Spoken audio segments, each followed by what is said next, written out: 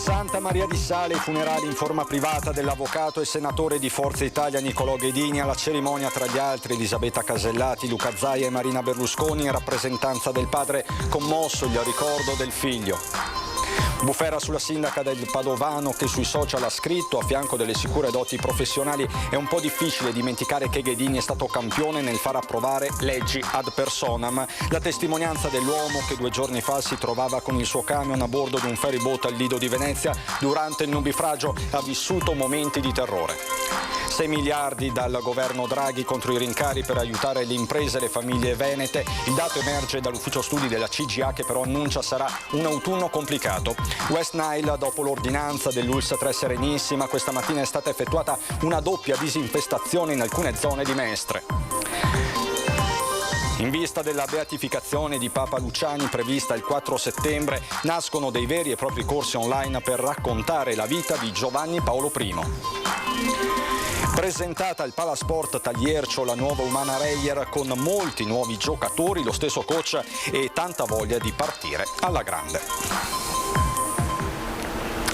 Bentrovati, buonasera telespettatrici, telespettatori di Antenna 3. In primo piano per questa edizione veneziana dei nostri telegiornali il giorno del lutto vissuto a Santa Maria di Sala per le esequie dell'avvocato e senatore Nicolò Ghedini, avvocato di Silvio Berlusconi e politico. Toccanti le parole del figlio Giuseppe: impossibile lasciare andare un uomo come mio padre. Questo il racconto di Anna Maria Parisi con Simone Merlo.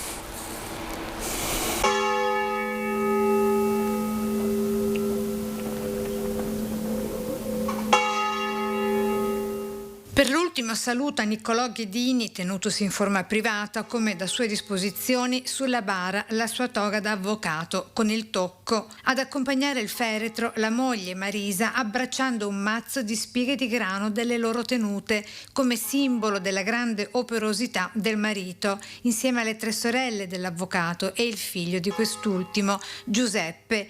Toccanti le sue parole nel ricordare il padre: impossibile lasciare andare un uomo come lui. Così ha detto al termine dell'omelia officiata da Don Paolo Cecchetto, il parroco della comunità, che ha ricordato la grande generosità dell'avvocato scomparso mercoledì scorso a 62 anni dopo una grave malattia.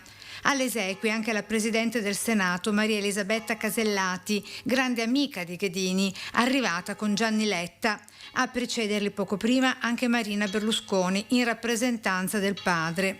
Quindi Antonio Tajani, vicepresidente di Forza Italia. Era per noi un amico, un fratello, ma vedete, di avvocati, un grande avvocato, di magistrati, di politici ce ne sono tanti, di signori ce ne sono veramente pochi.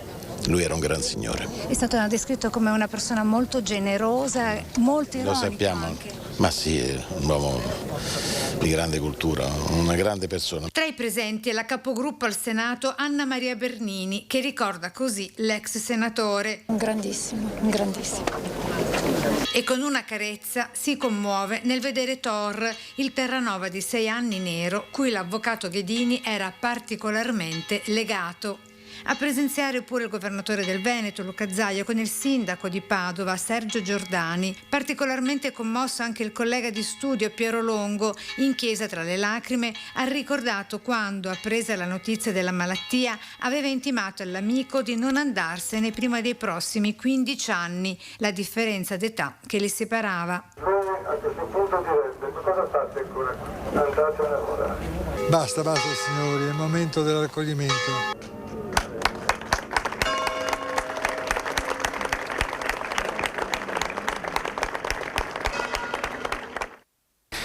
A voler salutare per l'ultima volta l'avvocato e politico, tanta gente comune con l'uomo della scorta, il suo autista personale, insieme al neosindaco Natascia Rocchi e all'ex primo cittadino Nicola Fragomeni. Con oltre un'ora di anticipo rispetto al previsto orario di inizio dei funerali di Nicolò Ghedini, tanta la gente salese ritrovatasi attorno al sagrato della chiesa dell'Immacolata per tributargli l'ultimo saluto. Tra essi il neosindaco di Sala, che nel rispetto della volontà dei familiari dell'avvocato ha presenziato in forma privata, senza cioè la fascia da primo cittadino. Io sono qui da un'ora ed è già quando sono arrivata c'era già parecchia gente e d'altronde la famiglia Ghedini è una famiglia storica di Santa Maria di Sala, è stato anche un mio collega e quindi anche come avvocato partecipo con molta emozione, avendo sempre lui perseguito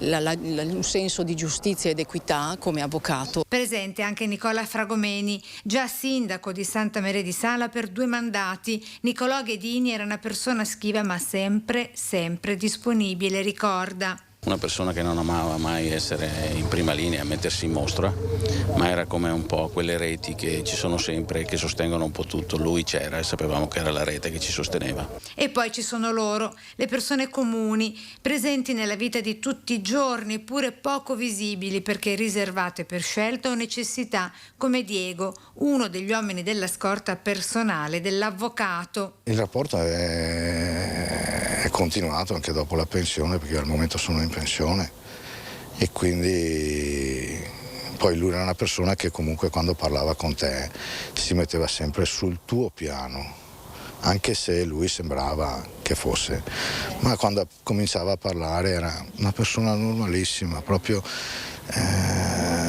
ti faceva star bene. E poi c'è l'altra storia, quella di Gianni Silvestrini, il figlio dell'ex fattore del padre di Ghedini, divenuto poi l'autista e uomo a tuttofare dell'ex senatore. Con Giuseppe siamo andati a prendere il cane, era così grosso lo stesso, però abbiamo corso una giornata per andarlo a prendere, era su un canile di razza, roba. Ha fatto specie vedere il cane che si accovacciava di fronte accanto alla tomba oggi? Guardi, non so cosa dirgli di sta roba, perché quando vedeva il cane, quando vedeva Nicololi andava da lui, si vede che lo riconosceva come padrone. Insomma, non solo la politica o il diritto, c'è anche una polemica connessa a scatenarla, le parole scritte da Sabrina Doni, sindaco di Rubano e segretaria provinciale del PD di Padova. A fianco delle sicure doti professionali è un po' difficile dimenticare che se è stato un campione nell'escogitare e far approvare le leggi ad personam in difesa di Berlusconi, è stato campione pure come parlamentare più assenteista nella storia della Repubblica. Queste le parole di Doni pubblicate su Facebook per commentare le tante dichiarazioni che in questi giorni si sono susseguite per ricordare la figura di Ghedini. Il suo messaggio ovviamente ha scatenato le reazioni, critiche sono arrivate dalla consigliera regionale forzista Elisa Venturini e anche dall'ex segretario provinciale del Partito Democratico di Padova Davide Tramarin. Una silente pietà, ha detto Tramarin, sarebbe stata più opportuna. Veniamo adesso alla cronaca, alla testimonianza dell'uomo che 2 giorni fa si trovava con il suo camion a bordo di un ferry boat durante il nubifragio e ha vissuto momenti di autentico terrore. Una ventina di minuti sono bastati per provocare danni ingenti. Da Venezia a Chioggia, gli stabilimenti balneari del litorale, parte del Milanese. Il nubifragio di 2 giorni fa ha lasciato il segno, soprattutto in chi ci si è trovato in mezzo in quel momento. Come l'autista del furgone a bordo del ferryboat al Lido di Venezia, che si è inclinato a causa delle forti raffiche di vento. Seppur terrorizzato, è riuscito a documentare con un video girato col suo cellulare cosa stava accadendo in quel momento. Qua in porto alla deriva, c'è una tromba d'aria e siamo col ferryboat, siamo buoni a far avanti. Qua c'è partire una cappota di un camion, mi sono dentro in furgone, perché mi adesso fa il camion e non so neanche se arriverò a attaccarmi perché è una roba incredibile qua. Siamo in mezzo al porto e il ferryboat non riesce a manovrare. Guarda che roba, guarda che roba. Guarda, andiamo dentro, Il parabrezza è andato distrutto, così come alcuni finestrini del furgone. Nel video si sente anche il vento fischiare e il ferry è in balia delle acque. Siamo di andare addosso ai piloti perché il ferryboat non manovra. Anzi, siamo sempre più sbandati. Ne dobbiamo neanche muoversi. Cazzo, mi guido, c'è una tromba d'aria. Non so se tornerò, sa. Ciao. È morto all'ospedale di San Donà 7 mesi dopo il fratello colpito al pancreas come lui. Andrea Visentin, 42 anni, fratello maggiore di Ivan, 33enne di Musile, scomparso a gennaio per un male che non gli ha lasciato scampo. Non aveva mai avuto problemi di salute, almeno fino a pochi giorni fa. È stato un colpo per tutti. Un altro, commenta il sindaco Silvia Susanna, la sofferenza per il distacco dal fratello, cui era legatissimo, era lampante in Andrea. Continua, non lo aveva accettato nonostante l'amore per la moglie Chiara e la figlia Asia di 2 anni, e ora dopo 7 mesi abbiamo perso anche lui, ha concluso il sindaco di Musile. Veniamo adesso alla politica. In vista delle elezioni 2022 la Lega ha svelato i primi nomi, sono quasi tutti parlamentari a caccia di riconferma, come nel caso della veneziana Giorgia Andreuzza.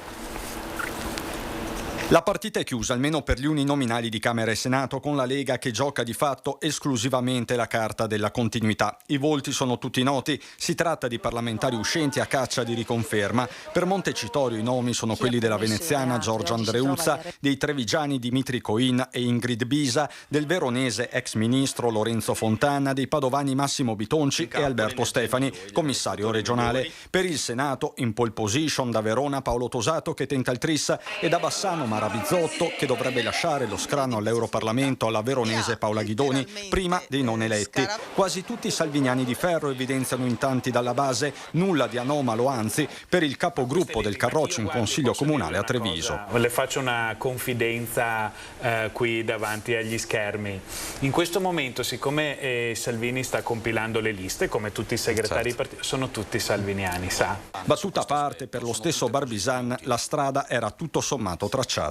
Noi abbiamo 9 parlamentari uscenti, 9 persone sulle quali non si può dire nulla se non che si siano impegnati, e abbiamo il taglio del numero dei parlamentari, quindi veda lei. Restano accese le caselle dei listini proporzionali e con esse le speranze di altri leghisti di primo piano, da Gianangelo Boff, commissario a Treviso, ad Angela Colmellere, ex sindaco di Miane, e questo mentre gli altri del centrodestra prendono tempo. In casa Forza Italia sembra che il posto più pesante in lista sia destinato ad Anna Maria Bernini, bolognese, fedelissima berlusconiana. La stessa Maria Elisabetta Alberti Casellati, seconda carica dello Stato, potrebbe correre in Basilicata. Più spazi di manovra, vista la crescita esponenziale rispetto al 2018, ce li ha Giorgia Meloni. Certo, i big in Fratelli d'Italia non mancano nemmeno in Veneto. Ci sono il coordinatore Luca De Carlo, Ciro Maschio, Maria Cristina Carretta e Adolfo Urso. E poi c'è l'asso nella manica, quel Carlo Nordio, magistrato trevigiano, simbolo della legalità, che ha sciolto le riserve. Lo stesso coordinatore Giuseppe Montuori,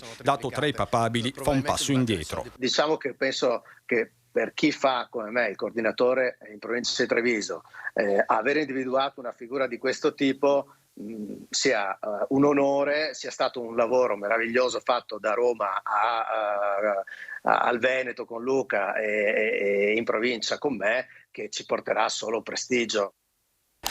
Una legge elettorale grottesca che fa ancora una volta il gioco dei segretari di partito a discapito dei territori. Così oggi nel corso della nostra prima edizione il commento del direttore di Media Nord-Est Luigi Baccialli. Sentiamone un estratto.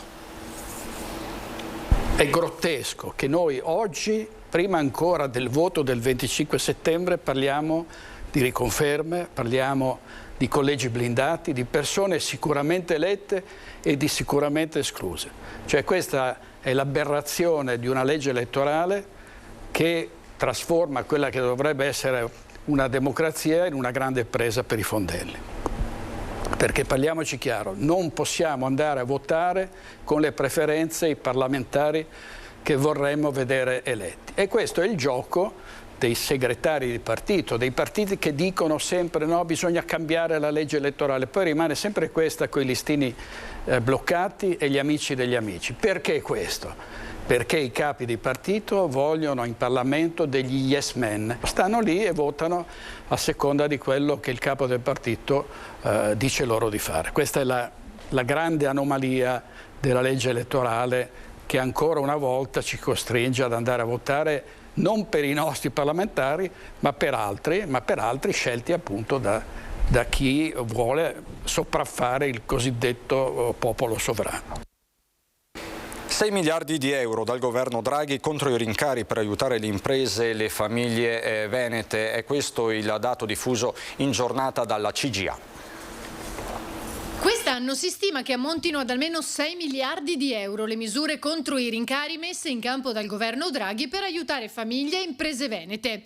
Con il boom delle presenze turistiche, la ripresa degli investimenti, in particolare nel settore delle costruzioni, e il buon andamento delle esportazioni, le misure di contenimento dell'inflazione hanno garantito anche alla nostra regione, almeno finora, un ottimo risultato economico che pochi avevano previsto.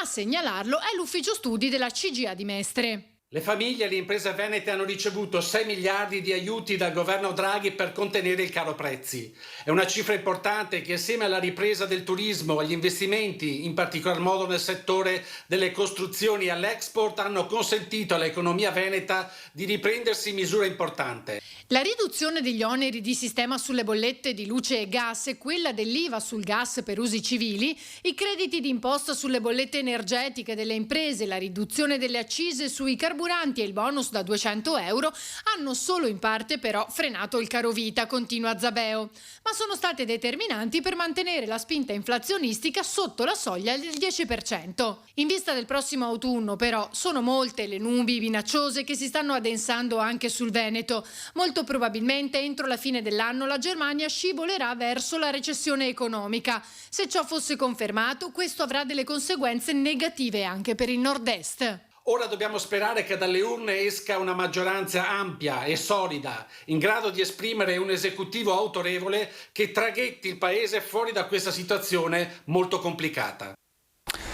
West Nile, per far fronte al problema è stato avviato oggi un accurato intervento di disinfestazione a Mestre nella zona prospiciente via Armellini e via Nigra per un raggio di 200 metri. L'ha disposto un'ordinanza del sindaco dopo che l'ULSS 3 aveva segnalato il manifestarsi in quest'area di un cluster di casi. Due gli interventi, il primo in mattinata e il secondo questa sera a partire dalle 23:30 con la disinfestazione adulticida in aree stradali. In riferimento a questo secondo trattamento l'ordinanza indica anche ai cittadini dell'area interessata alcune precauzioni da prendere. Andiamo adesso al Lido di Venezia per raccontarvi di un pomeriggio di svago.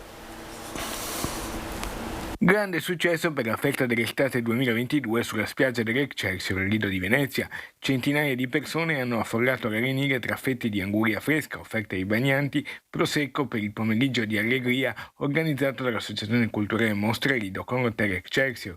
Protagonisti i bambini, tra biscotti e caramelle, l'animazione della scuola di danza Wellness and Fitness di Elena Costantini e Fabrizio Franzoi con il doge delle bolle Antonino, impegnato a creare bolle di sapone giganti. La seconda edizione del premio dell'estate 2022 è stata conferita al direttore della Mostra Internazionale d'Arte Cinematografica di Venezia, Alberto Barbera, premiato dal general manager Alessio Zazzera.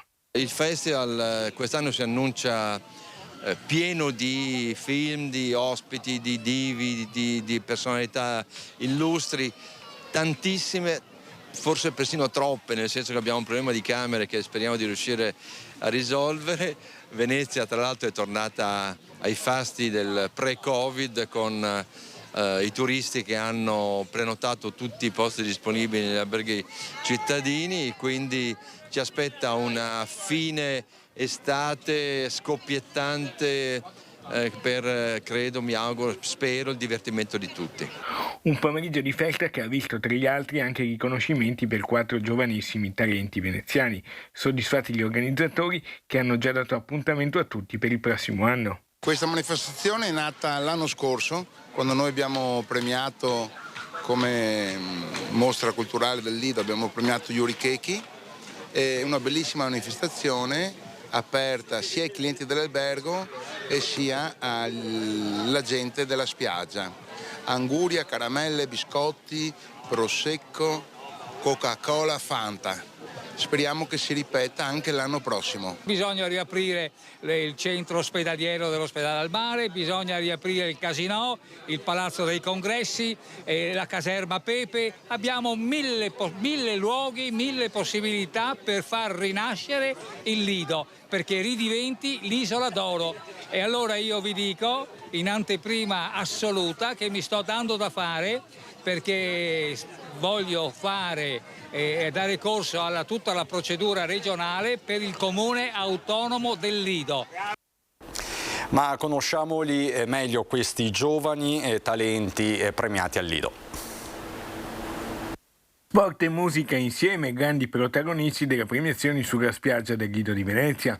Ecco il campione italiano di kitesurf nella specialità freestyle Matteo Dorotini, seguito da Rachele Campagnol, pattinatrice muranese, vincitrice di numerosi titoli italiani, europei e mondiali. Allora la gara è andata parecchio bene, mi sono divertito, che è la cosa più importante secondo me. Con gli altri ragazzi abbiamo fatto un sacco di cose fighe oltre allo sport in acqua. I prossimi obiettivi sono a ottobre in Saudi Arabia, e c'è il mondiale, e lì spero di entrare nella top 5 e vediamo come va. A settembre faremo un campus estivo nella mia società di pattinaggio, la SD Virtus Pattinaggio Murano, dove ci saranno presenti molte autorità importanti e anche atleti di spicco. Sarà un evento per i bambini per stare tutti insieme, divertirsi, pattinare non solo. Alla fine della quale ci sarà un galà appunto con molti atleti di fama mondiale. Sportivi purtroppo non ce ne saranno perché ho dato le dimissioni da atleta agonista, ho finito la mia carriera quest'anno, sono molto soddisfatta, ho fatto un bellissimo campionato nazionale insieme al mio partner Mattia Qualizza e volevo finire la mia carriera in bellezza senza rimpianti ed è quello che ho avuto quest'anno. La parola passa poi al più giovane azzurro che ha partecipato lo scorso febbraio alle Olimpiadi invernali di Pechino, Leonardo Donaggio, atleta del gruppo sportivo dell'esercito italiano. Chiusura con spazio alle parole e musica del cantautore Nicola Trois. Ho partecipato ai Giochi Olimpici di Beijing 2022, questo febbraio.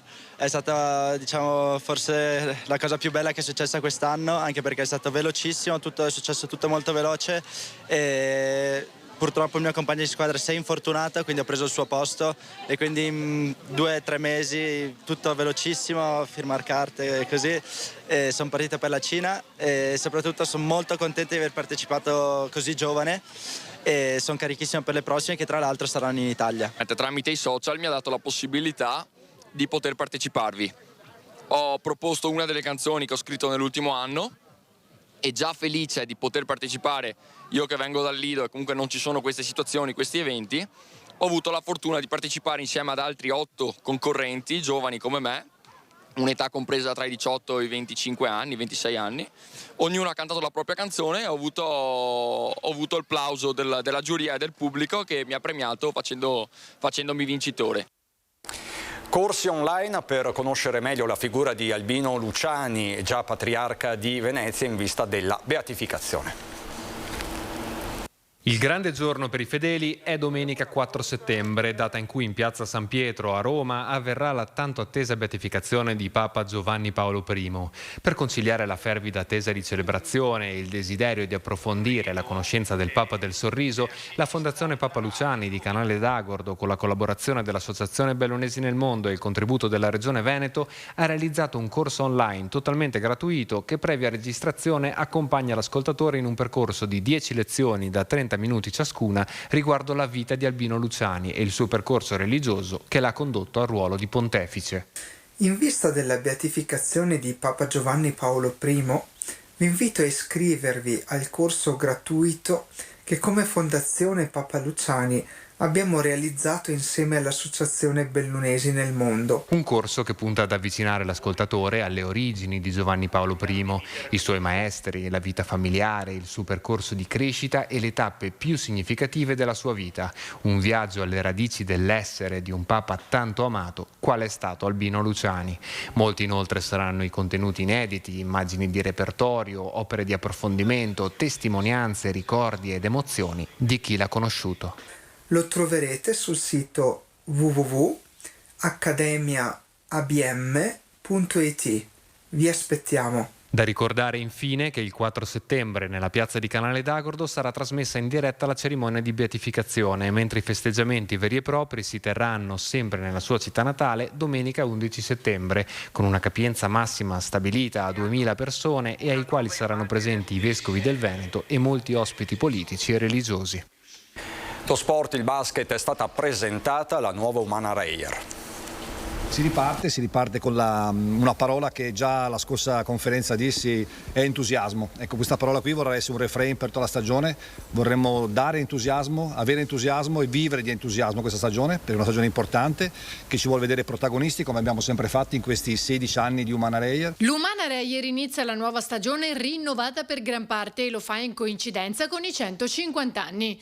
Mentre sono cambiati molti giocatori, al timone rimane Walter De Raffaele alla sua 12ª stagione insieme al presidente Federico Casarin. Il primo giorno è una cosa particolare, una squadra nuova, abbiamo rinnovato per 9 giocatori, quindi è stato un percorso diverso dalla nostra storia, nel senso che abbiamo sempre cercato di mantenere un gruppo che ci ha dato tante soddisfazioni ed è giusto ricordarlo anche adesso che si inizia. Abbiamo vissuto veramente momenti importanti, momenti di esaltazione e ringraziamo quelli che hanno partecipato con noi e auguriamo il meglio. Sono molto felice, molto entusiasta di essere all'interno ancora di questo nuovo ciclo, di questo nuovo inizio che speriamo possa essere e vogliamo cercare di farlo essere il più soddisfacente, come ha detto Federico, il più entusiasmante. Cercheremo di far divertire il pubblico, anche se il mio primo obiettivo, il nostro obiettivo, visto che abbiamo cambiato tanto dentro ma anche fuori dal campo, è quello di cercare di avere prima possibile un'identità di squadra.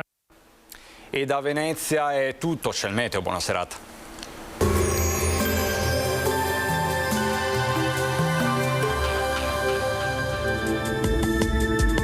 Benvenuti al meteo. Previsioni per domenica 21 agosto. Sul Veneto il cielo sarà sereno o poco nuvoloso, con qualche presenza di nuvolosità sui rilievi durante le ore centrali della giornata. Non sono previste precipitazioni. Temperature minime comprese tra i 17 e i 21 gradi, massime tra i 28 e i 32 gradi.